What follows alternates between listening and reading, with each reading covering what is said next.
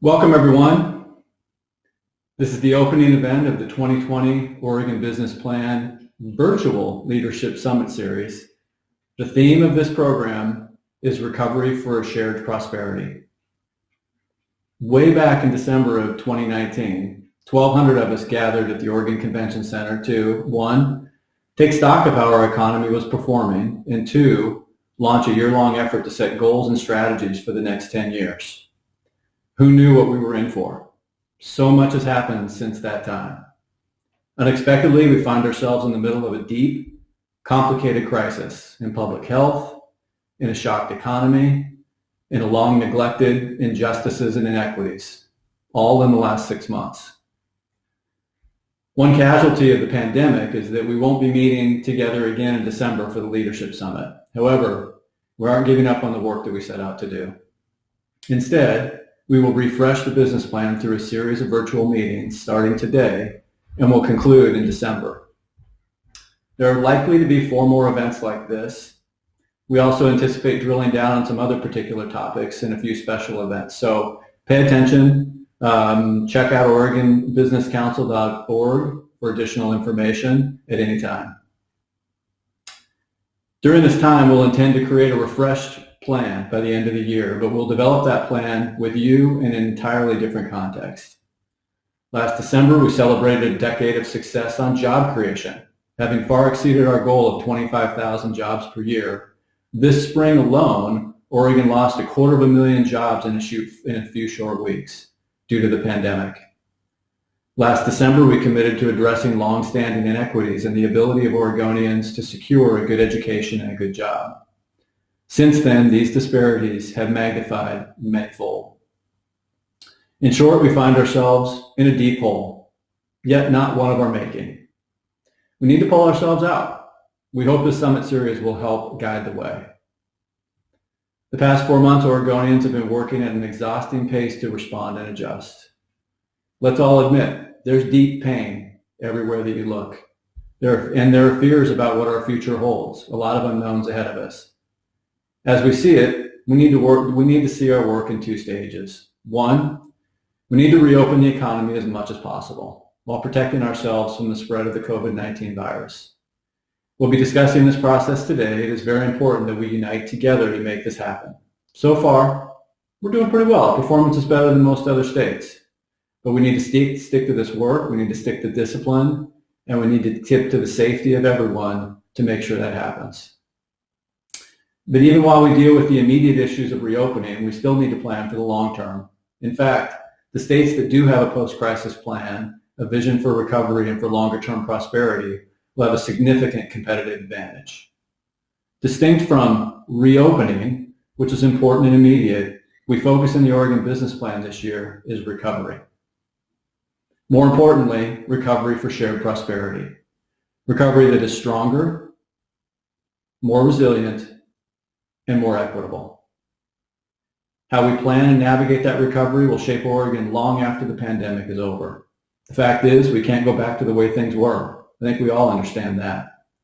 The work and the workplace won't be the same, and the inequities highlighted by the crisis can't be allowed to continue.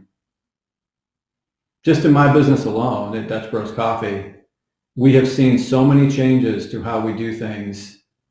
It's almost, you think about how the customer patterns have already changed from, I'm in the coffee business, from a morning traffic to midday as people aren't getting up as much in the morning, but they're doing different shopping patterns, to completely overhauling our safety standards in every shop across 9 Western states to accommodate health authority and several other programs that we're looking at around how the customer shops. The safety of our employees and our customers is the number one thing we discuss every day. And I can tell you that that wasn't the case 6 months ago, but it's more important than ever. And we're excited to take those challenges on. We're excited to change and adjust based on how the future holds. And I hope that every business around the state is treating this the same way.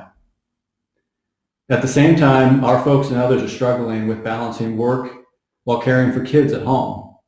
And workers who can't work from home confront even bigger challenges, in particular with childcare if schools shift to a different format and schedule. But sometimes crisis creates opportunities along with challenges. We want to be in a position to seize opportunities and minimize those challenges. So how do we envision getting there? What exactly is the framework? So in any good business, in any good planning session, we've got to have a goal. And this framework starts with a goal: to get to shared prosperity. Indicators for that have to be worked out, but right now we're pegging it to more jobs and higher incomes, shrinking inequality, and rising intergenerational wealth. There are 3 components to that. The first component is growing good jobs, either creating them here or bringing them in. Near term, the focus needs to be on creating jobs where those were lost from the crisis. Long term, the focus needs to be on competitiveness, not just job creation. We'll be working with industry, economic development, and community partners to think about near term and things that we can do now that position us for longer term success. One example might be seizing on Oregon's strong manufacturing base to capitalize on a new desire to relocate supply chains from offshore back to the States. The second component is helping Oregonians transition through our education and workforce systems to new and evolving workplace opportunities and requirements. The future of work has arrived. In particular, this crisis has accelerated an automation trend. We'll need to focus on getting people the skills they need for the future economy. The third component is to invest in and reform institutions that support economic mobility. That includes a modern safety net, affordable housing, a reimagined education system, and a just and effective criminal justice system. With your help, we're going to build out each of these components during the remainder of the year. We will set goals for the decade ahead and present a set of strategies staged to get us there. We'll be talking a lot more about this work in these series and invite many voices to help guide the work. And if you have context, if you have some information you'd like to share, again, please go to OregonBusinessCouncil.org and please share with us that information, and we'd love to hear from everyone on this call. So let's focus on today. Today we're going to level set ourselves with some data on where we stand. We're going to survey how things are currently going with our reopening, and we're going to discuss this work with Governor Brown and learn about her priorities. But before any of this, I want to begin by emphasizing the importance of shared prosperity. From all of our work on the business plan, we've learned that while job creation is critical for building a healthy, equitable community, job creation alone is not enough. We need to take steps to ensure that those marginalized and isolated are given opportunity. Throughout these series, we intend to hear voices from those communities. Today, we're going to start with a panel of Black Oregonians. We know that Oregon has a deep history of racism against Blacks, starting with our founding Constitution, a history that we still live with today. Moderating this panel is Sherry Dunn. Sherry is the CEO of ITBOM Consulting, a firm specializing in creating more equitable and inclusive businesses. Sherry's an attorney, she's a news anchor, she's a CEO, she's a professor, a thinker, an agent of change, a game show winner, but in short, a dynamo with a philosophy degree. She serves on the State Workforce and Talent Board and is a winner of numerous awards. Please welcome Sherry to moderate this panel.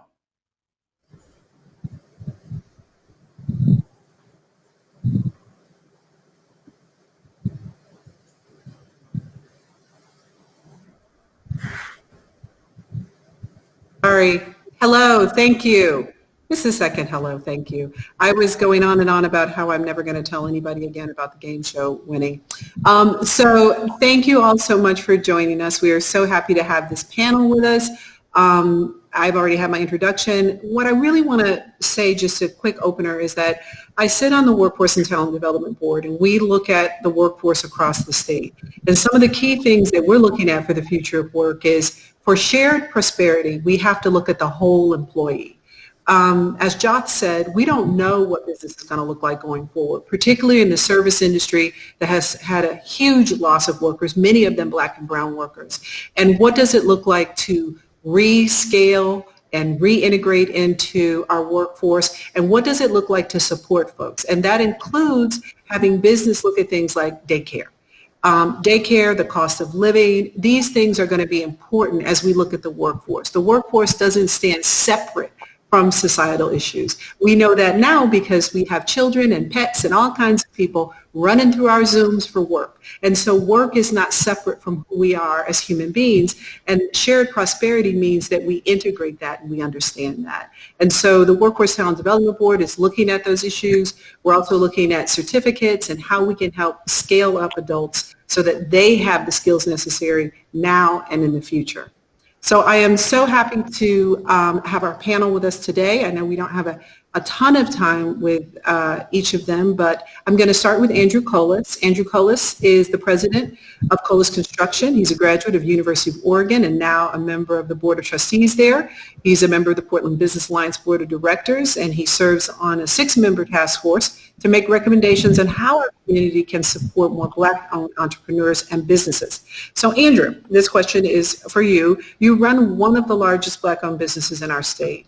As you reflect on your experience, your family's experience, and think about these extraordinary times, the question really is, what can we do to support currently existing Black-owned businesses, and what can we do to support the growth of Black-owned businesses for Oregon's recovery? Thank you for that question. I think the first part of the question is one of the most important aspects, and that's supporting the existing Black-owned businesses. We've seen Black-owned businesses across the United States go out of business during this pandemic at an alarmingly high rate.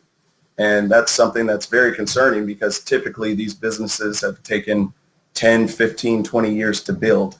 And when you see those types of businesses that are so important to the fabric of our communities disappear, it's tragic. So I think people need to be very intentional about patronizing business.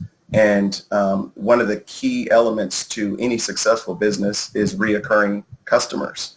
So you can't just patronize once. You have to continue to patronize these businesses and be intentional about it. I'm in a unique business in the construction industry where anybody that hires us, they're hiring us, and it's a significant capital expenditure.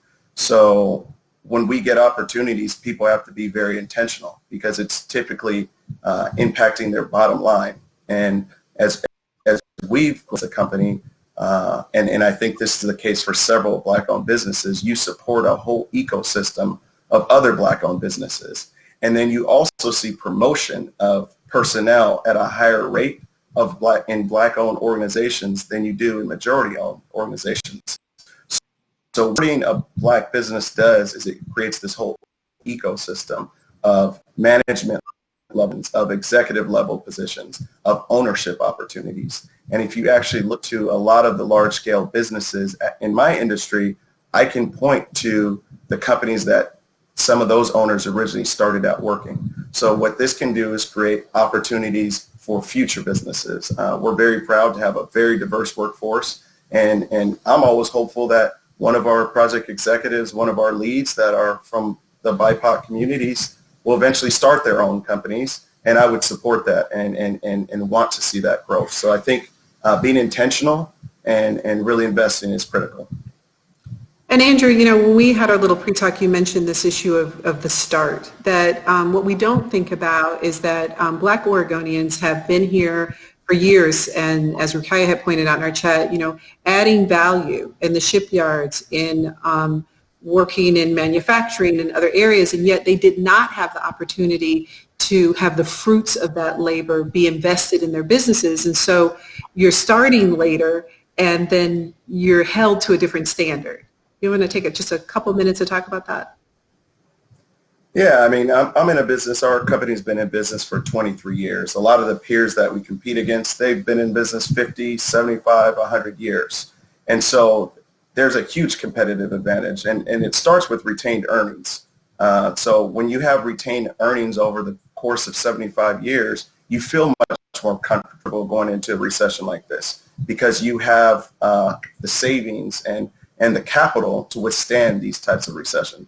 When you haven't had the opportunity to be in business as long, it makes a huge difference. So I think really focusing on that is critical. And then to your earlier point, the entire United States was built on Black peoples back. And most of the craftspeople, men and women that built this country, they were pushed out of industries like mine once people started getting paid. And so it's really important for people to understand that, to know that, and then support those businesses that are trying to, as Josh said earlier, create good jobs. Construction industry is one of the few industries where you can either go to college or not go to college and still make a six-figure salary. And that's one of the reasons that I pride myself on being a part of this industry and supporting the growth of people of all colors and backgrounds. Thank you. Thank you so much. Ruqaiya, we're going to go to you next because I believe Mark has little technical troubles there.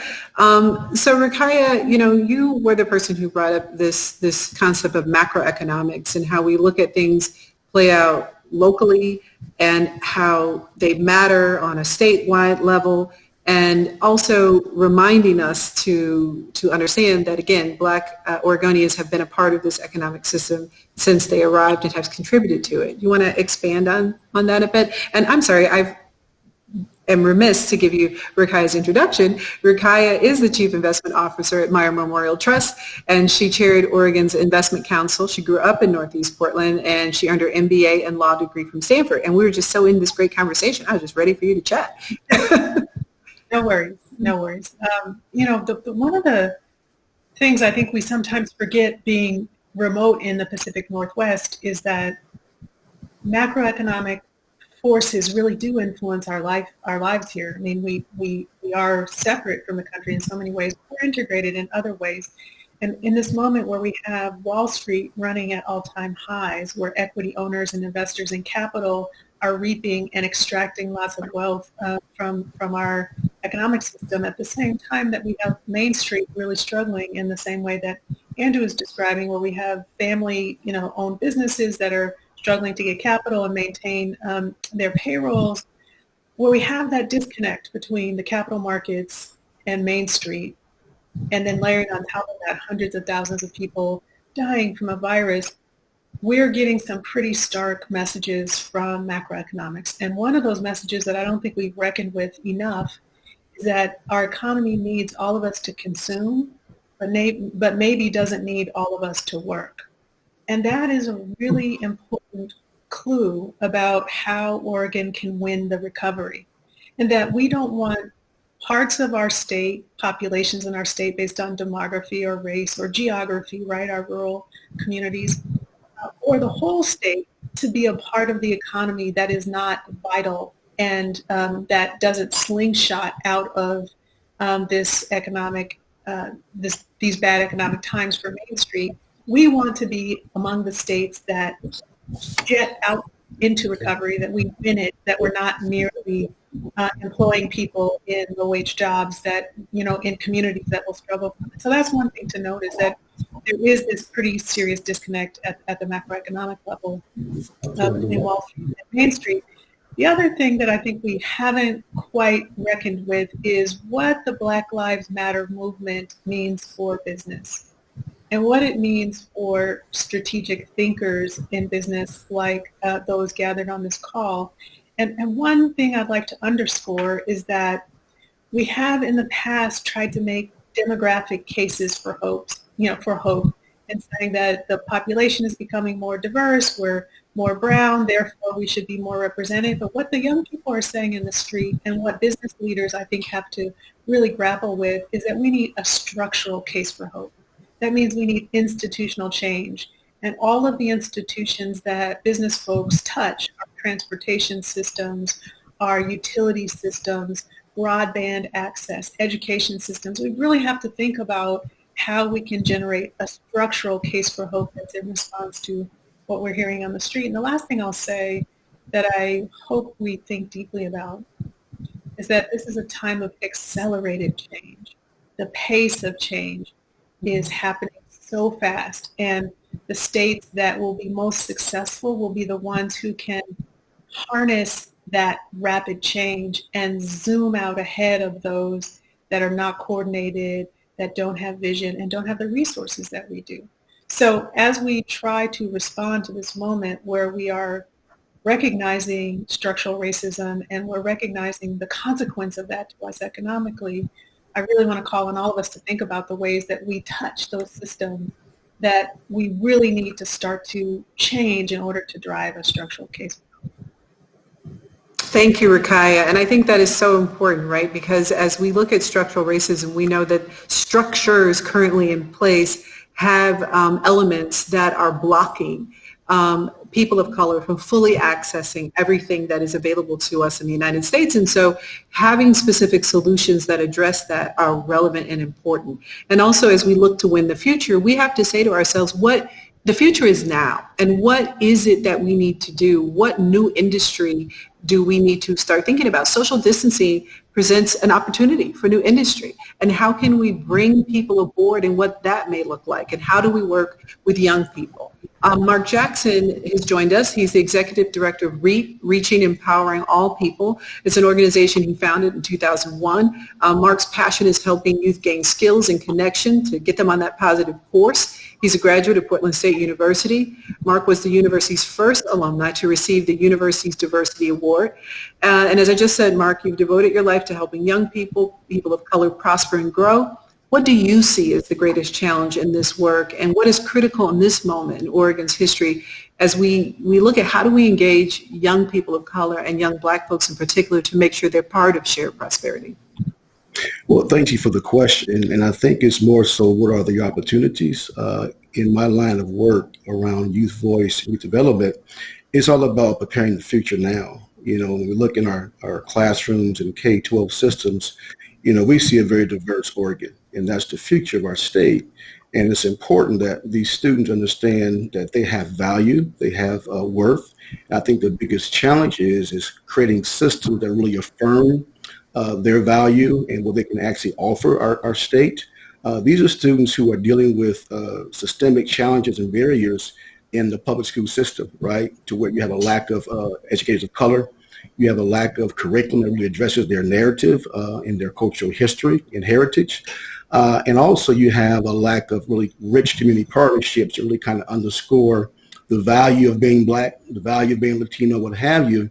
And when you have these systems in place that are really looking through a lens of white supremacy, if you will, these students often question, do I have place in Oregon, right? Do I have value in Oregon? Can I contribute to the future? So it's important to understand that if we're going to imagine or reimagine Oregon's future, we have to keep students as the North Star of our work, as the centerpiece of our work, to ensure that we're creating systems and processes and opportunities where they can thrive and not just survive. These students have to realize that when they transition from the educational system into the workforce, will they be re-traumatized, right, in the work culture? In terms of not having the processes in place to really affirm their contribution, you know, with Oregon's business sector, you know, how does our executive leadership look, right? How do our board members look, right, in terms of diversity? Students need to see themselves in those who are leading this state right now. And I think creating those intentional pipelines and supports are critical to ensuring that Oregon remains relevant, because the Oregon we knew is no more.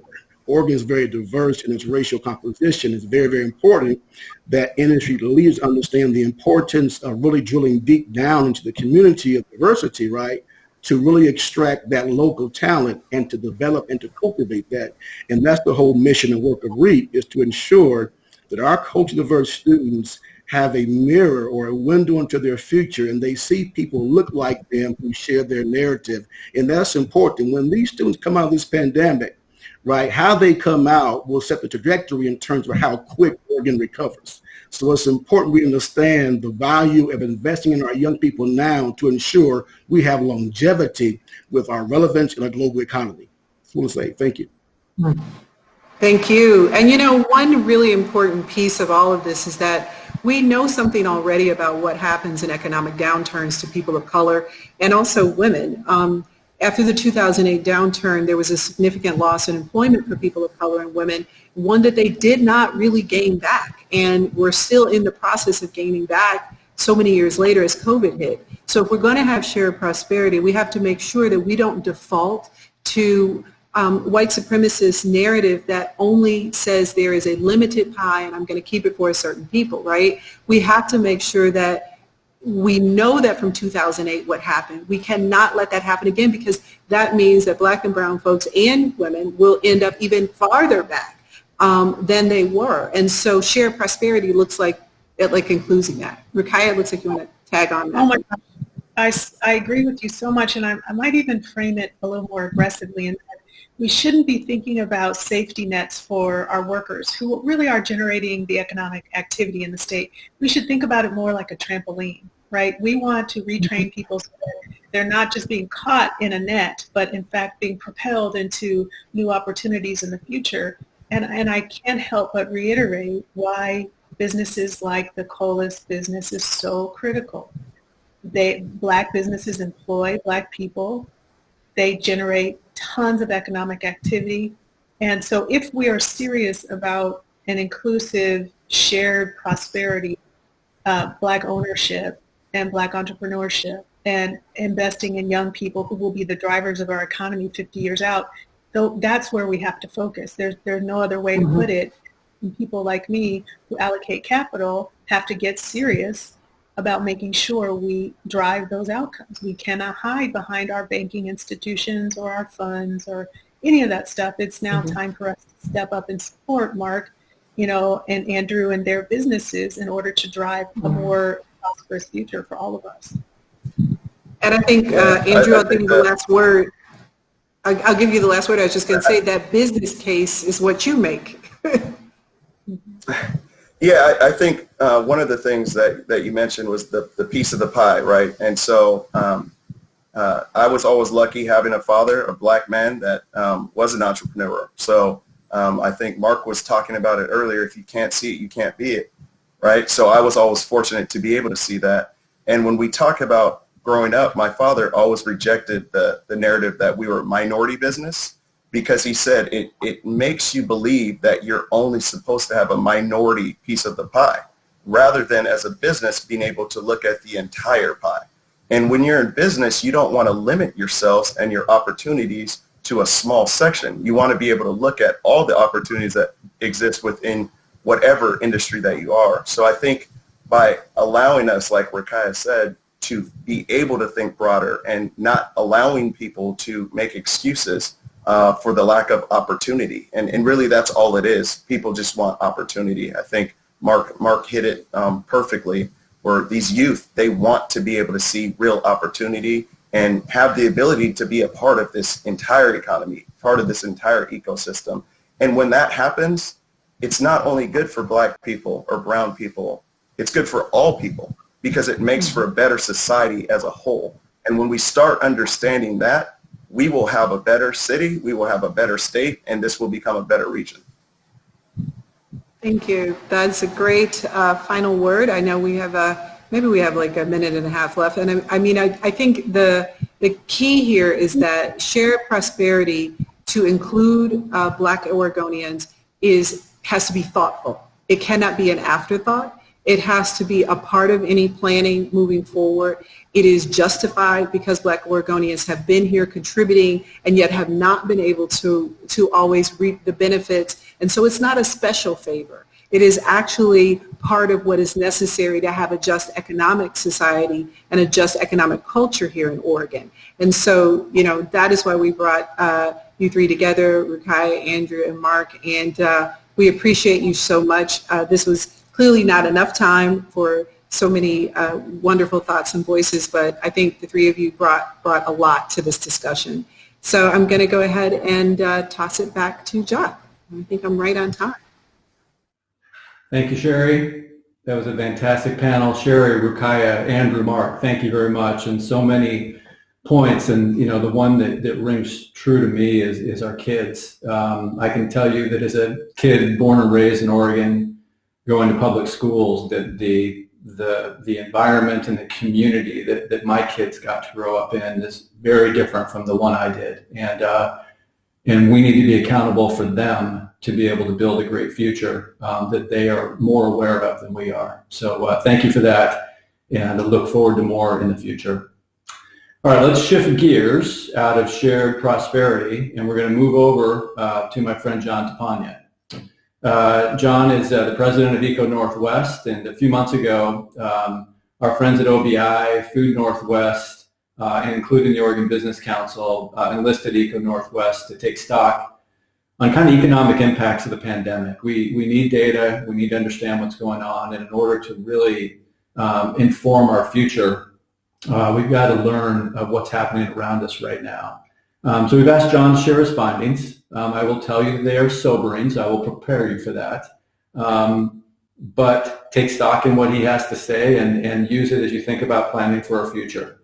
And right now we need to know where we begin. I'd like to welcome John, and with that such high beat note, I'll turn it over to you to share us with your findings. All right. Thank you, Joth. So we're going to be stepping through a deck here that looks at 3 phases: the shutdown, which is a period that ended in early June and that we hopefully don't have to return to; the reopening where we are now and will be until we have a vaccine and have eradicated the virus; and then finally that path to recovery when we ultimately get to really move forward. And so let's step through this deck. Next slide. Starting with some questions. How did the shutdown affect Oregon workers and businesses? We'll keep going. And why don't we go ahead and make these full size here on the screen so folks can see it. You might recall at the December summit, we talked about the Oregon Business Plan success in creating and exceeding the goal of 25,000 jobs a year. In fact, we'd created 37,000 jobs a year over the course of the last decade. And as you can see here, in March and April, gave 250,000 plus of those jobs back, essentially 10 years worth of that goal back in the course of a little bit more than a month. And so in essence, what we did very quickly has moved all the way back to mid-2013 in terms of the number of jobs. It's really jaw-dropping to look at. Next slide. To see how that broke out by industry, you shouldn't be surprised. Big disproportionate impacts. What we're looking at here are the continuing unemployment insurance claims in May expressed by the pre-COVID employment in those industries. Big disproportionate impacts in the leisure and hospitality sector. 46% unemployment in essence by that measure. An overall average there you can see at 11% for all non-farm employment. But don't discount all of those other smaller bars. Remember, we were at near historic lows of unemployment coming into this pandemic, 3.5%, and all of those 7, 8s, 9s, 10s, 16s are sizable big unemployment rates. Next slide. In terms of who it hit, disproportionately workers with a high school education or less. The blue bar is looking at the share of those UI initial claims compared to the orange bar, which is the share of the total labor force. So big disproportionate impacts, and not surprising given that high concentration in the leisure and hospitality sector. Next slide.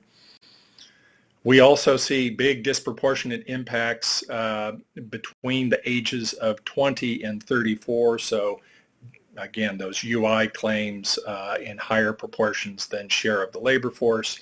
I will add here too, going back to Sherry's point, I don't have a chart on gender, but big disproportionate impacts on women as well. Next slide, we'll take a look at race and ethnicity. And if you glance at this quickly, you might say, well, you know, these come in relatively close by race and ethnicity, but focus for a moment on Black and Native Americans. In the case of Black Oregonians, they represent 2% of the labor force, but 3% of the UI claims. That's a 1 percentage point difference, but that's 50% bigger. So we can't dismiss that. We got to focus. And then, you know, a doubling with respect to Native Americans. Next slide.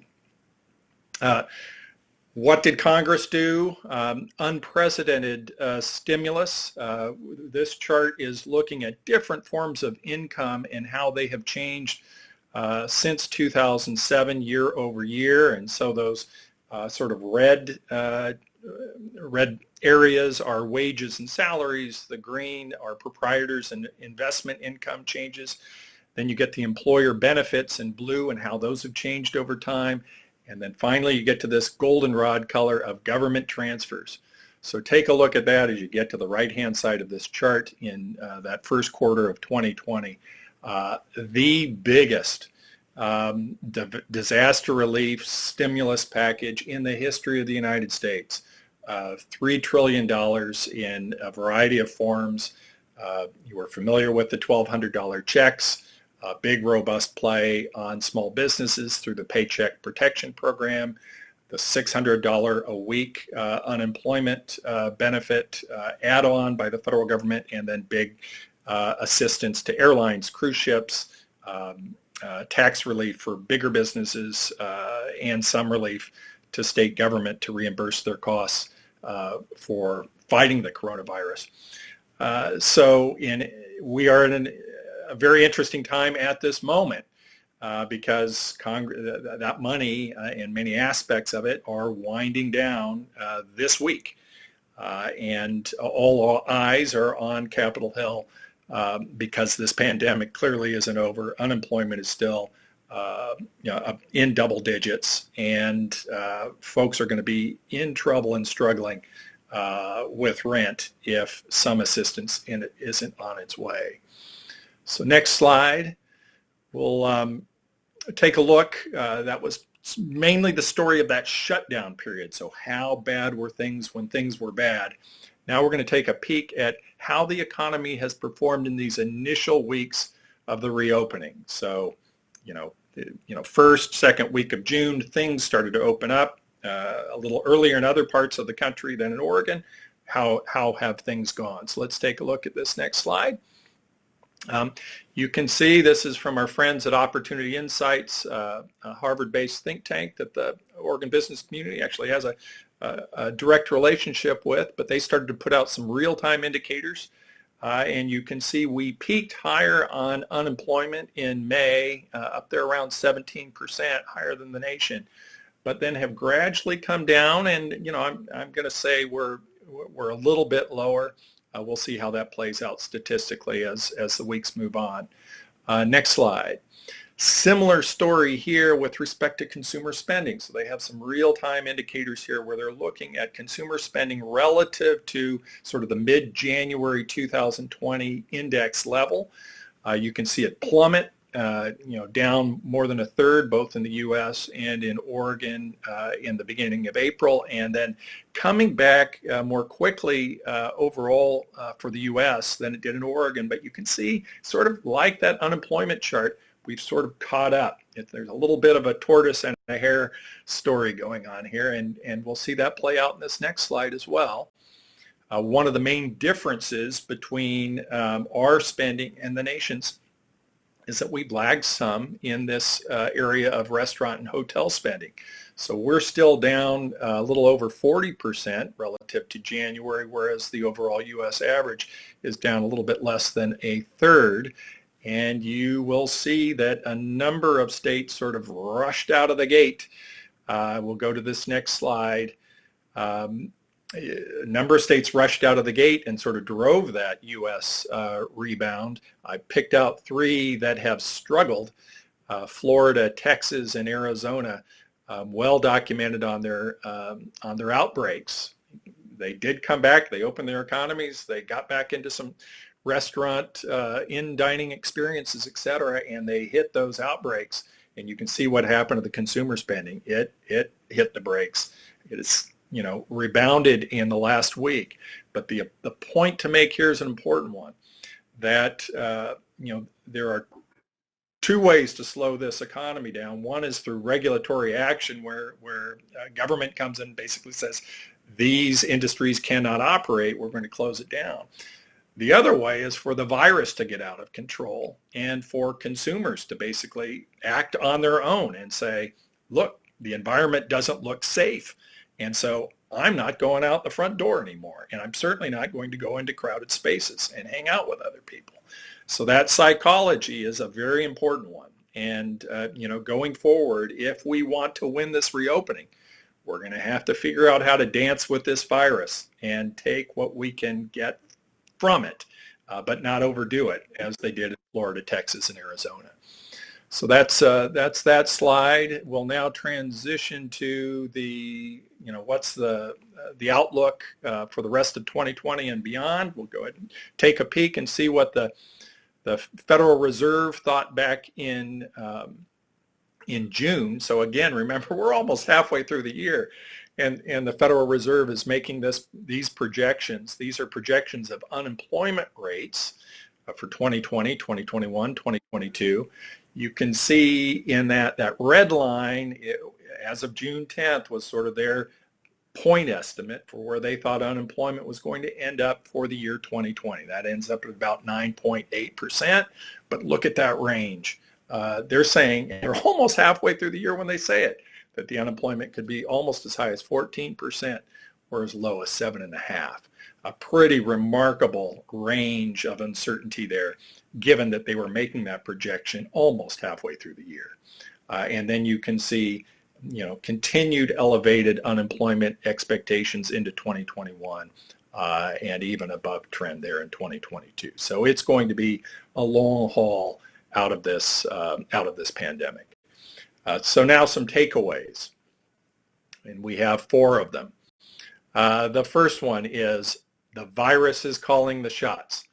Control this pandemic and the economy will grow. Lose control of the pandemic and the economy will contract. That's a simple one. If you've got one message to take away from this presentation, take that one. Next slide. The CARES Act.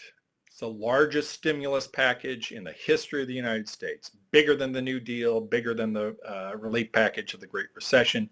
It was designed around an expectation of a V-shaped recovery that is not playing out. Key features of that act are going to expire this week. How Congress's acts now could spell the difference between, a check mark recovery, as Josh Lerner at the state has described it, versus a W-shaped double dip if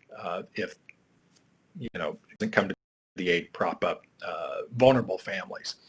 Next slide. The pandemic has exacerbated labor market inequities, and job losses are disproportionately concentrated among people of color and younger workers. Sherry just made that point. We are in it, and so in order to move forward on this vision of shared prosperity, we've got our work cut out for us, because this pandemic and the recession that came with it has done no favors. And number 4, pre-existing trends in automation and technology have accelerated. This is the point that Rakaya made. A successful recovery strategy must look at new ways, the new ways that we are going to live, learn, and work. There are manifold different impacts here. And so this is the perfect time to be sitting down as a community, thinking not only about what we need to be doing on this reopening period, but also thinking ahead to 2023 to 2020, and saying, what is the world is going to look? What is it going to look like? How do we react, and how do we put Oregon in the best position to thrive? So with that, it's a big charge, Joth, but I'll turn it back to you. Thank you, John. I appreciate the news, and there are better times ahead for your reporting. So I appreciate that, and look forward to continued insights as far as how we go. And crazy that even 60 days ago, I was asking somebody about what they thought, when we would start to kind of turn out of this. And this is early May, and they thought for sure it would be July 1st. I mean, it just shows you how much things have changed in such a short period of time, and really how much we're learning and understanding all of the things that we're going through. So with that, I'd like to invite Sandy McDonough, President and CEO of the Oregon Business and Industry, and Craig Smith, the Director of Public Affairs for Food Northwest, to help us take stock of our efforts to reopen the economy and discuss a little bit about what lies ahead. So we have assessed the situation, we've seen the data. Now what the heck's going on out there, and what are we going to do? And Sandy, you've been engaged with the COVID response from day one, and all of us in business are super appreciative of your efforts to keep things moving and working closely with the governor and state agencies and the business community. So how do you feel? How's it going? And what do you think some of the key issues for Oregon are that lie ahead? Well, Craig and I and a big number of people have been working pretty much daily for 6 months. Feels like 6 years sometimes on dealing with this crisis. And I want to start by saying thank you to Governor Brown and how she approached how our economy, how she would shut down our economy. And unlike in other states, I think our governor really tried to keep many industries operating, which meant people stayed working. So while other states shut down construction, for example, we showed that construction could operate safely, and we are, and I think that's made a huge difference on our economy. So we've gone through the shutting down period, and I'd say what we've done really is learn how to start living with this virus. And there's been a lot of different sets of guidance that have come, and what we hear from employers across the state is that they want to operate safely. They want to know how they can bring back jobs, bring back customers, and maintain safety through this environment. It's been a lot of changes, lots of new guidance almost on a daily basis. And when I look ahead, I think we've got to start moving not just from how do we deal with this in the everyday, but how do we make sure that we're managing the virus? I agree with John that safety is our number one concern, and the virus is calling the shots, but we've got to do it in a way that we can get people working. We still have a few 100,000 people out of work, and we saw that our most vulnerable communities were disproportionately impacted. Bring people back and address some of the issues. So I hear things like liability issues, a concern about being sued. We need to address that. We need to minimize new costs like new taxes and new regulations on employers that are going to make it harder for them to bring people back. And then just real common sense things like, do they have access to personal protective equipment? We're hearing many employers still are having a hard time from that. And Sherry mentioned childcare. I mean, I hear that from employers all the time, that their workers are very concerned about the ability to come back to work if they can't take care of their kids. And we've heard earlier today that schools may have a hard time reopening, so that's a really big issue right now. So we've got to pivot and make sure we're dealing with these very practical issues that are making it harder for people to get back to work. Great, thank you. And Craig, I would argue that beverage is the most critical industry, but let's talk about the food industry and how important that is. There is no more critical industry than food, and I will give you that. We rely on your products every day, but you've been on the hot seat across the state, around the state, some of the outbreaks, some of our agricultural workers, so on and so forth. What do you think it takes to keep food at our table and our employees safe? That's a huge question, John. Thanks for asking it, but I probably have a two-part answer for you. I think when COVID initially hit in early March, it was just prior to the governor's first emergency order. We saw this coming with Food Northwest because of our experience with food safety, and our plants are highly regulated. We developed a comprehensive set of best practices for our members and got those out early. I think we issued those actually the same day that the governor issued the initial emergency order. And that's given us a bit of a head start, which was hugely helpful, but it hasn't been perfect by a long shot. This thing continues to evolve, as you know, in your business. And I would say that coffee is the most important thing first in the morning. So that's, I'll give you that one. But okay, we'll agree on that.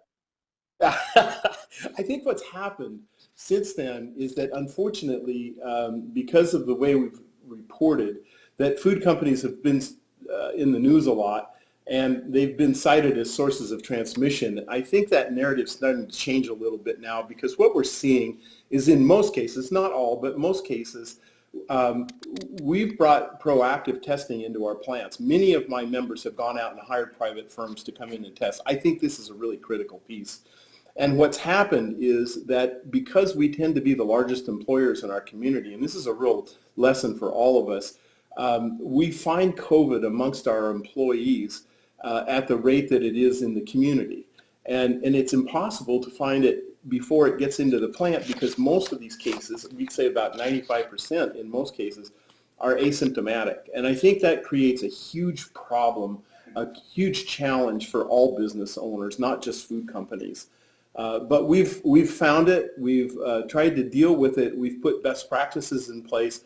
But what we're learning through all this process is that unless you understand what's going on in your community, you're really not going to be able to control it inside the plant. And that really brings me to a couple of thoughts about what we think would really significantly help all workplaces, including food processors, be safe and keep operating. Because I think you said it well at the start. I mean, the safety of our employees is absolutely essential. And if they don't feel safe coming to work, we're not going to operate long. And so those are really important. So we see the need for something that's not really currently happening very much, and that's broad community-based testing. We feel that we need to understand how COVID is transmitting through these communities. And then the second piece of that is to develop some analytics. We've talked to OHA about this. They're very open to conversation. I want to give them a lot of credit. They're just overwhelmed. And they have a ton of tracing data. And we feel like that tracing data is a gold mine of information to help us understand how COVID is transmitted. But that data, for the most part, is just sitting right now, not because of anybody's lack of effort, but because they just don't have the resources to look at it. That's a scenario I think that is a real positive. And then Sandy mentioned earlier the availability of personal protective equipment. Our companies are struggling. They're finding it, but it is very expensive. We just recently did a survey of our members and asked them to tell us how much they're spending on COVID-related things per plant, and the average across the responses was somewhere near $100,000 per plant. And that's going to continue. And I think that Duncan Wise said this the other day, and I'm going to repeat it. I'm going to steal it from him, because his comment was, we can't overspend on these issues. If we're going to do anything, we need to spend on these kinds of issues, because the more information we have, the better we'll be able to manage. And as John made very clear with that study results, if we aren't managing, we're not going to get rid of the virus, but if we aren't managing our response to it very carefully, we will not have a good long-term recovery. And that's essential for us. So I think those are the things that we see right now. Very true. Well said. Sandy, back to you. And as we discussed in our earlier panel, really looking for an equity-based recovery. What do you see in that space that we need? Well, I think the results of this study drive home what a lot of us already knew, that we have a real disparity in family incomes. And when we have a downturn like this, we're hitting people with the lower levels of education, we're hitting hourly workers, and really impacting communities of color in a way that is disproportionate. So we have to be mindful and build a recovery that tries to really structurally addresses those. I thought the first panel was phenomenal. Colas Construction, a great company. I think Andrew said it really well. We've got to understand that we have to mindfully bring those companies to the tables, our Black-owned companies, Brown-owned, Latino, Asian. We need to bring everybody to the table, American and Native American, and really mindfully invest in those companies and do business with those companies in a real way. Think of them not as a minority, but as a full-fledged partner at the table in all aspects. Retraining is going to be very important. We know that some of the jobs that are lost are probably going to be lost for good, because this downturn has sped up some of the restructuring that we've seen in many industries, and we've got to be making sure that we're retraining folks. I loved Rukaya's comment about making it a trampoline, so we're springing people up so that they can more in a more equitable way grab onto the opportunities that are going to be out there as technology changes what our economy looks like. And that's going to take a real thoughtful effort. And employers across the board need to be thoughtful and committed to, frankly, what's going to be some difficult introspection to understand that business has been part of the systemic racism, and we've got to change how we look at our workforce, how we bring people to the table, how we interact with others to really make change. I'm excited that the business plan is focusing on this equity-based recovery, and I'm hoping that we will soon start talking about recovery. We will get through this reopening. We'll know what it's like to work with this virus because we're going to be doing it for a very long time.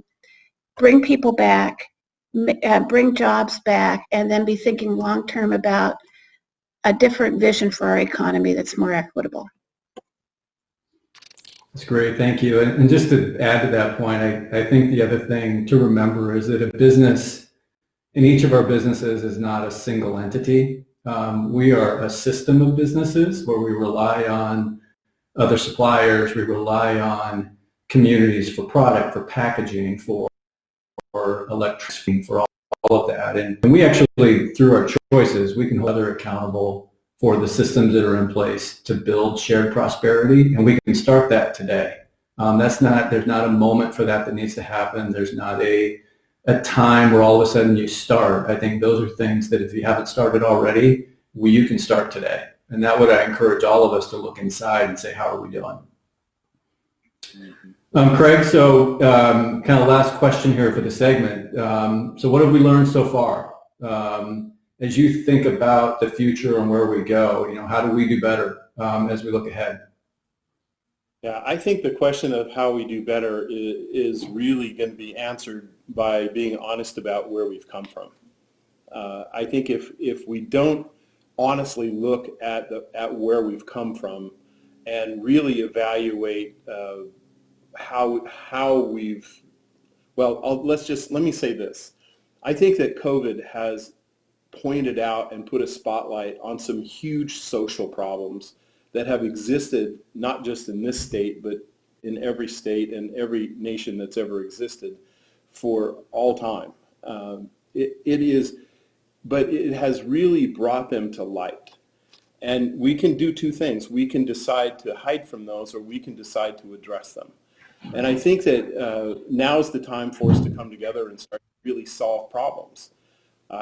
Now's the time. And we can't try to take advantage. We can't advocate for single issues. I'm saying this because COVID it can easily and has been to some extent turned into a political process. And if we do that, if we fall into that, I think that we'll continue to harm our ability as Oregonians to govern ourselves. We're not in a good place right now. That is very clear. We've had 2 legislative sessions that could not complete. That's been tragic for this state. For whatever reason, no matter how you feel about those issues that cause that, this state has to figure out how to heal its political process. And it can't be divided by interest groups. And I think that the way forward is the way that finds unity in Oregon. I'm a guy that was born and raised on the east side of the Cascades. And I have lived most of my adult life on the west side, but I've lived in Oregon all of my life. I have never seen us more divided. It is, the conversation is horrible and the division is deep. And it's hurting our businesses.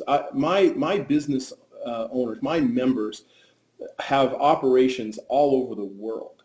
And every single one of them is evaluating whether to move production out of the state. I mean, that's just a fact. And yet they want to stay because Oregon is a great place to live. It's a great place to work. And so I think what we have to learn out of all of this is that we have to heal the divisions and pursue policies that promote the welfare of the whole state. We can't continue to do as we've done in the past. We can't continue to try and work for segments.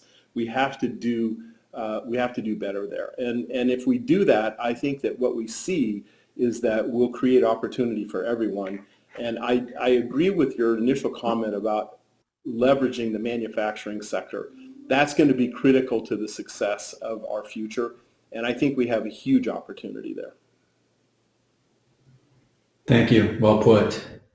Sandy, Craig, I want to thank you for your time, your energy over the last 4, 5, 6 months, however long it's been, and the work that you're doing, not only Craig in the industry and Sandy just across for all businesses across the state. We appreciate it, and we continue to look forward to your good words and leadership. Thank you. Thanks, John. Thank you.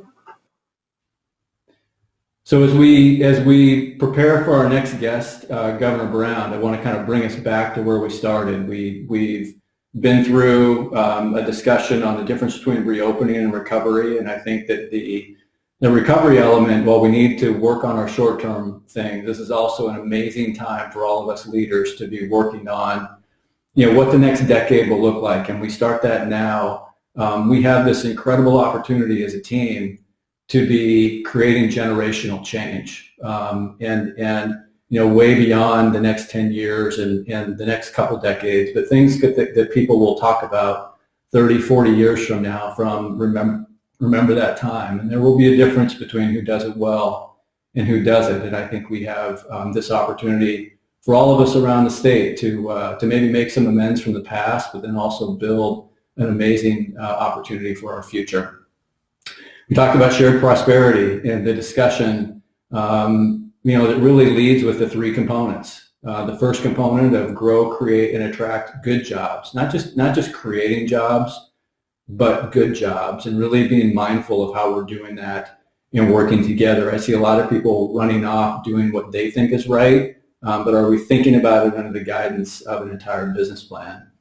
Number 2 under shared prosperity is to help workers transition to jobs of today and tomorrow. I think, re-educating, reforming our workplace, new skill sets, understanding that what was in the past doesn't work anymore, and rethinking our future and doing it now. I think the point was made earlier about if we wait too long, we'll be behind again. And I think having that urgency to move and to get together and do things, there's never been a better time to do it, and we've been talking about it in business now for the last 4 or 5 months, that now's the time for change. If you had things that you wanted to do, if you had things to create new opportunities, now's the time to make that happen. And then the third component, really, which is a full public-private partnership, is this investment and reform institutions that support economic mobility. I think that the need for a modern safety net, affordable housing and addressing that, the reimagined education system, and how we think about training our kids in the workforce of the future and the needs for that is so exciting to me. It's not challenging in any way. It's about taking that challenge on and being excited for the future. And then finally, a just and effective criminal justice system. I think the amount of work and discussion that's gone into the last 60 days related to all things around social reform, I think is another exciting time for us to act on it and make moves, again, for the betterment of our future and the world that our kids will live in. And I think that we have a great chance to set them up for the future.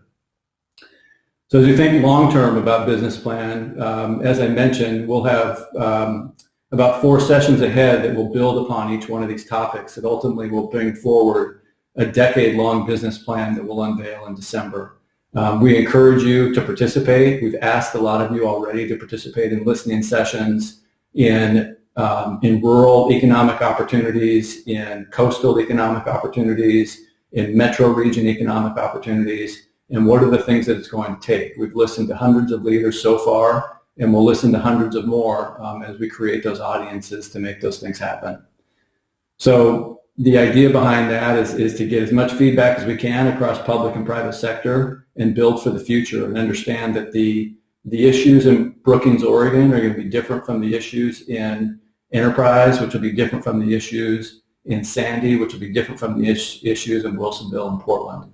So let's make sure that we bound together to make sure that we take care of our state, but also take care of the communities and the different levels of economic impact that they've had so far, not just in the last 4 months, but the things that also led up to put them in the situation that they're in today. With that being said, we're waiting for our guest, and I'm sure she'll be here any minute. And why don't we just take a moment, or you can just listen to me talk for the next 5 minutes. Okay, great. Governor Brown, welcome. Thank you so much. I was in time-saving mode. Welcome to the Oregon Business Plan Summit. We have revised this now to a 4-session online system that's including leaders across our state. So as good people do, we had to pivot. So we're in pivot mode, and we thank you for joining us and being part of the session. I know it's been a very busy day. So we have talked about, just to set this up, we've talked about the difference between reopening and recovery, and how reopening is really focused on the short term, recovery is really looking at the next day. We've also really set the table with our headlines around shared prosperity as it relates to jobs and incomes, as it relates to falling inequalities, and rising intergenerational wealth. So when you think of headlines as far as where the Oregon Business Plan is looking for Oregon to go over the next decade, that's the framework of work that we're working from, and excited and work with several public and private entities to start to inform the work that we look forward to coming out with full-time in December of this year. So thank you for joining us. I've got a handful of questions for you, and can't wait to hear what you have to say. Let's jump right in then. All right. Well, when we met in December, way back in December of 19, we didn't see this coming. No governor can anticipate the challenges that might arise. You thought your job was hard until it got harder. However, few would expect to face simultaneously a health crisis, an economic crisis, and a racial justice crisis. How would you assess our progress? And how do we best work together to get through this crisis and on a path to a brighter, more prosperous Oregonian future? Thanks, Jeff, and I'm just delighted to be with all of you today. I would say, generally speaking, Oregon has weathered this crisis better than many other states, in part due to my administration's early and aggressive action, but also, frankly, the fact that Oregonians were willing to make tremendous sacrifices. We have, relatively speaking, low infection numbers and relatively low hospitalization rates. Obviously, the crisis is not over by any stretch of the imagination. The two other pieces that you mentioned, let me talk a little bit more about COVID. I know that individual Oregonians are really stepping up to wear their face coverings, wash their hands, physical distancing from other Oregonians to prevent transmission of the virus. But it's so important that we really double down on these efforts over the next couple of weeks, because we're hoping, schools are going to start in the fall, but it's going to look very different. The school year is going to look very different than it normally is. We're probably going to see a variety of education in classroom in some districts around the state, model both comprehensive distance learning and, of course, maybe some districts all distance learning. The hybrid obviously being some in classroom and some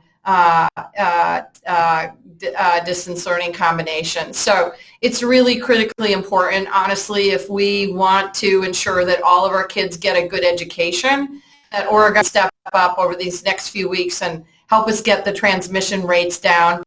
I've taken a number of actions in the last couple of weeks, from enhancing our mask orders to restricting social gathering. But I am really, really concerned that, from an economic standpoint, it's going to be really challenging to issue more restrictive guidelines on Oregon businesses. So, that's COVID. We're doing well, relatively speaking, but certainly have challenges ahead, particularly with regards to getting kids back in schools.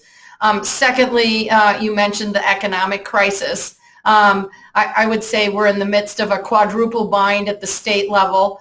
Tax revenues down, obviously with businesses struggling.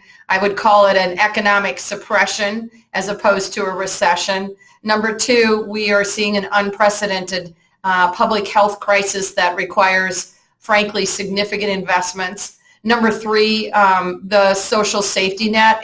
We have families across the state that are in dire need. And the fourth is, obviously, unlike the feds, the state of Oregon has to balance our budget. So you will see us coming into special session in August. I've worked with the legislative leadership to come up with a series of cuts, but these are going to be challenging. I can't say every time we make a cut like this, Oregonians, families will be impacted. And so your partnership in supporting this effort is very much appreciated. I think the third piece on the economy, or the second piece on the economy from my perspective, is the recovery aspects. And I think we are in better shape than most states to come out of this pandemic stronger than ever.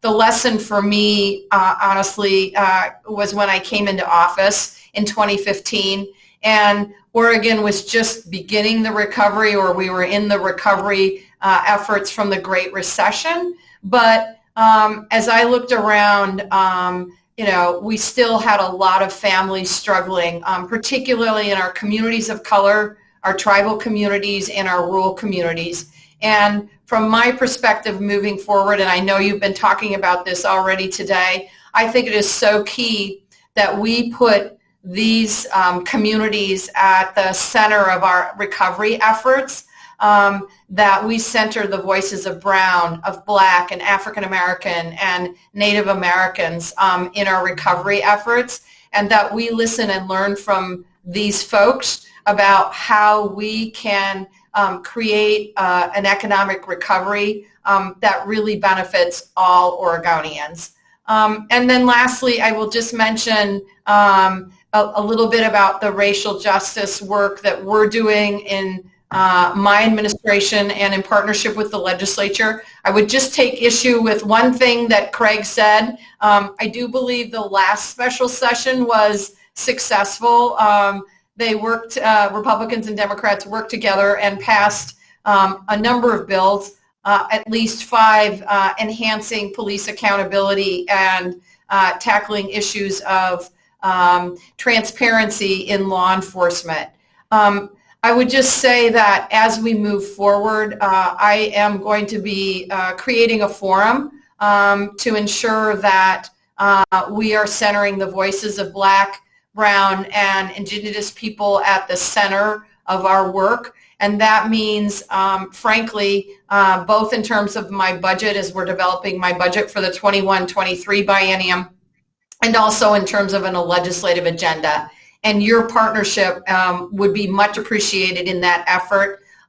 This recovery is going to be, this is a most unique economic circumstance. It is a most unique time for Oregon, and I think it's so important that every organization, every business, every corporation, every small business figure out how we can develop Oregon's economy in the future in ways that will support Black-owned, Native American-owned, Latinx-owned businesses, and literally focus on building a better Oregon for everyone. And I think that is only work that we can all do together. So I look forward to working with all of you on that.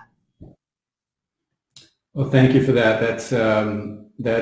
I think that's all music to our ears, and we look forward to working with you as well. So many places to take our questions here, and I'll go with the second one on just, from the beginning. I think that, We really appreciate and thank Sandy as well for the work that you did to allow construction, manufacturing, essential businesses, and really I think you were mindful on how you listened and were helpful to maintain the level of economy that we were able to keep during this time, especially with safety of mind of our employees and of our customers. It was super important. But now that we start to kind of look to next phases here, how do we think and work safely to bring back as much economic activity as possible, kind of wind our way out of this recession? I know it's going to take a while, but what are some of your thoughts? I'm like, okay, I'm unmuting. My thoughts. I have a lot of them. I've had a little bit of caffeine today, so I'll try and keep it relatively straightforward. Certainly, there's a lot of tension right now throughout Oregon in terms of should we be shutting down businesses? Should we not be shutting down certain businesses? A number of our neighboring states have shut down or really limited access to bars and restaurants. In California, I think they moved them outdoors. I think for me, we're continuing to make decisions based on science and data. And at least at this point in time, what we are seeing is that the vast majority of businesses are really taking this safety protocol extremely seriously. And I honestly, I just need that to continue, or we're going to be back in the position of having to shutter the economy or button down the economy again. And I don't want that to happen. And so again, I mentioned earlier, it's the 3 W's, continue to watch your distance, wear your face covering, and of course, wash your hands. So each one of us can really make a difference, and we are truly all in this together. But I think these decisions get harder when you take into account 2 major factors. Number 1, fear, and number 2, resources. And I certainly have been having conversations with a lot of Oregon business owners, frankly, from producers in our agricultural sector to fishers and brewers. And, what I hear from them is that their workers are scared to come to work or scared to come forward if they feel sick or they're exposed. They don't want to take time off unnecessarily, and don't understand that we, frankly, have the ability to provide a teen reimbursement fund. And so they are absolutely afraid to go to the doctor, and they're afraid if they take a test, they're going to be branded, I'll call it a scarlet C for COVID, which could impact their ability to get work, in future seasons, depending upon what that particular work is. So my team and I are absolutely working very hard with OLCC, OSHA, the Oregon Health Authority, and business owners like yourselves to keep workers safe and provide them with the resources they need to take time off if they need to get expedited testing, and frankly, to find isolated places to quarantine safely. And we need business owners to create a workplace culture that supports safety procedures and where everyone understands that getting tested and reporting illness keeps Oregonians going back to work. So I hear concerns from the business community about transparency around workplace outbreaks, hurting their reputations. I hear you. I just don't see a way of putting that genie back in the bottle, and I certainly encourage your individual businesses to speak out to say this is an issue. Again, we are all in this together. No state is, I would say no state is an island, but Hawaii obviously is. And they have the ability to really limit access. It's more challenging for a state like Oregon that's truly interconnected. So I'm counting on our businesses to foster an environment that encourages Oregonians, workers to stay both safe at home if they're sick, to stay on the job, to not go work on the job if they're not feeling good. And I don't know if it's like something as simple as a number of days without illness tally to our business heroes who've gone above and beyond with our requirements about both educational information and safety protocol. But I'm open to ideas and suggestions. Happy to hand out medals or whatever it takes to get people excited about complying. Yeah, I completely agree. I think creating a trusting environment of reporting and knowing that it actually helps everybody, then it does hurt. And so speaking of that and the workplace, there's been a lot of discussion around liability reform and some concern over businesses, schools, nonprofits, agencies, for liability as businesses reopen or choose to have certain standards in place. What are your thoughts and your support around liability reform legislation and kind of how you think that's going to shape up?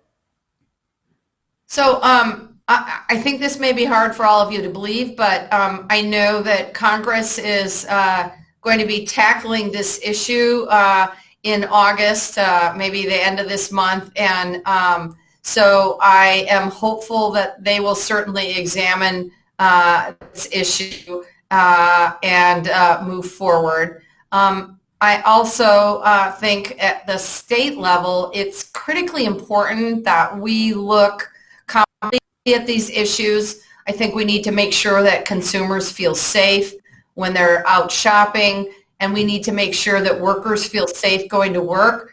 And we obviously need to make sure that our business owners have the confidence to invest in the future of their business and the future of Oregon. So in terms of liability, I think as the virus continues to evolve, we're going to see some challenges. And I know that the legislature left a couple of issues on the table during the last legislative session, and this is one of them. I know that that there's a work group happening on that particular issue. But, Joth, I have to be honest with you. I know that this is a really challenging issue. I do think there's probably room to both increase consumer confidence and protections for businesses who are following all of the guidance, but might face lawsuits filed by customers who walk in and then walk out and might come down with COVID later. I think these claims might be difficult to prove in court, but certainly they are very costly to defend. So I know the legislature is working on that. And I'm hoping they can get something, an agreement before the August special session. But I also think we have to, if we are going to sort of deal with it comprehensively, we're going to have to address what's going on in workers' comp. And I know that there are insurers in Oregon who are denying COVID-19 related workers' comp claims without an investigation, and I think that's just wrong. I had the opportunity to speak with grocery store clerks last week. I don't know how many there are in the state of Oregon, but over 80 of them have COVID-19, and I don't think these folks should have to go through a costly appeals process just to get a fair hearing. I do know that SAFE is getting this right, and I know one approach would be to use SAFE as a model. So I think these are issues that are not easy to resolve, but I do think that by having folks be at the table and work together, I think we can get there on all of these issues. Great, thank you for that. Super important, and we look forward to this fall. I want to be mindful of time that we have together. I think we have you for a few more minutes, and I want to skip ahead to our last question and think a little bit about the future. We know we're all focused on today and the issues of today, but really beyond pandemic, the business plan is calling out the need for broad changes in economic development strategy, focusing on importance of shared prosperity. As you think ahead, and I'm sure you have quite a bit, what are some of the most important changes that we should be making to shape our state for a brighter future? What can we do right now? Because really 10-year clock starts today to work together to achieve it. So as I said earlier, I think it's absolutely critical that we restore what I call a sense of justice and equality of economic opportunity in our state. I think it's critically important that all Oregonians feel like they have value and that they can participate not just in their government, but that if someone wants to start a business, that they have the ability to do that. And I think that is really key to giving Oregonians hope for the future.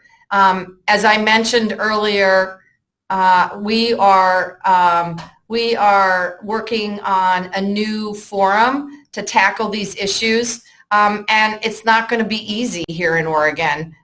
We have a lot of history that I think has really haunted us, and I think it's so important that we all decide that we are going to do everything we can to eradicate racism from our culture, from our institutions, and from our systems. As I said, it's not going to be easy. I know that our African American Oregonians, our Latinx Oregonians, our rural Oregonians, they cannot wait any longer. They need our help now. So a great example, I think, of our ability to work together has been the partnership on expanding rural broadband.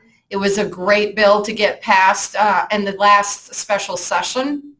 It's truly a lifeline for our rural communities.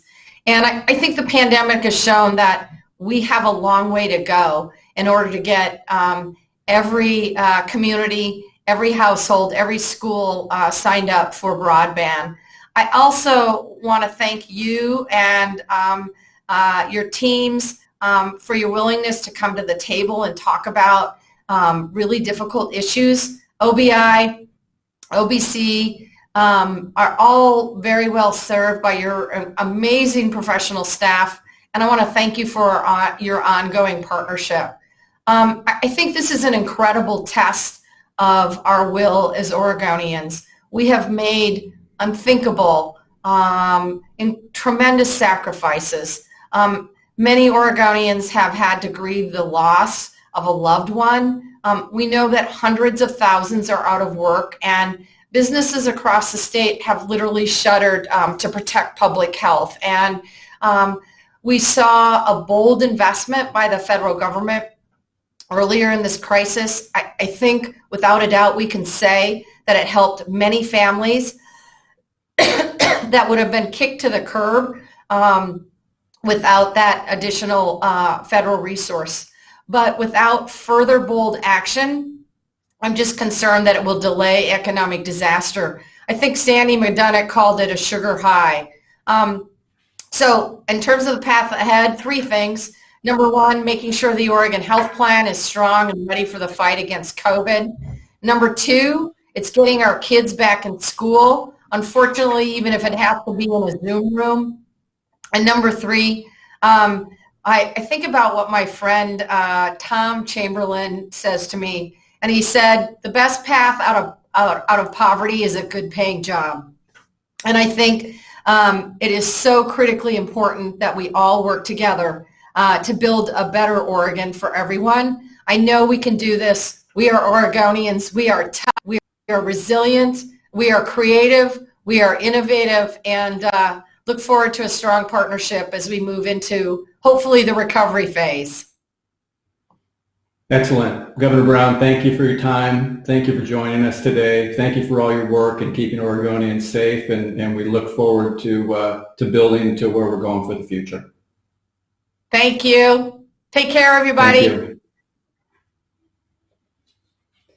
Well, as we wrap up today, I want to thank everyone that's out there. I think there's a lot of people out there that have joined us today and had a chance to see, our new way that we're looking at the Oregon business plan around shared prosperity, the difference between recovery and reopening, the discussion and getting several insights from our various leaders around the state, and really looking forward to the future. We've got a great program scheduled for the rest of the year. And I want to leave you with this thought as we wrap up today. I really think that as leaders for us, honestly, this is our moment. as I said earlier. And I think that if you're leading in the state right now and you're leading about and put in that position to be of leadership, there are generations of leaders that would have thought that this is a moment that they wanted to take charge of. Never in our time have we seen the multitude of crises in one time. And if we bound together and we get together and we build a great agenda, the future is very bright, and we'll get the chance to participate in something that not many people will have got to do in their professional careers. And for those of us that are here, it's our time. It's our moment. And I just ask you, what choice will you make? So thank you for your time. Thank you for being part of the presentation. If you have thoughts, considerations, insights, please share those at OregonBusinessCouncil.org. And we'll look forward to seeing you, and stay tuned in the next week or so with the announcement of our next date, guest speaker, and program that lies ahead. Have a great Oregon afternoon and a great Oregon evening on this beautiful summer night, and we'll see you all again really soon. Thank you.